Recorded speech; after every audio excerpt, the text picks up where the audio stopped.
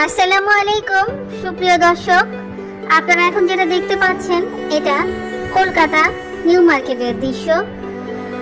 এই Kolkata new market দেখলে কিন্তু মনে হচ্ছে না যে এটা সেই আগের মতো চিরচেনা কলকাতা নিউ মার্কেট।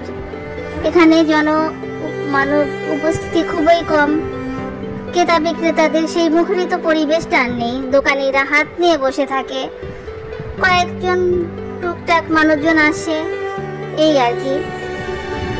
দোকানিরা অনেক আক্ষেপ করে আফসোস করে বলছিল যে ইন্ডিয়ায় বাংলাদেশিদের ভিসা বন্ধ রয়েছে, আমাদের কলকাতা নিউ মার্কেট চলেই তো বাংলাদেশিদের জন্য। এটা শুনে খুব ভালো লাগছিল।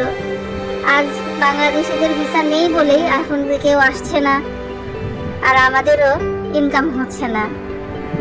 তো যাই হোক, দোয়া করি সব আগের মতো হয়ে যাক। যেহেতু মেডিকেল ভিসা চালু হয়েছে, অনেকেই যে ট্রিটমেন্ট করে আসছে, আর অন্যান্য ভিসাও চালু হয়ে যাবে ইনশাল্লাহ।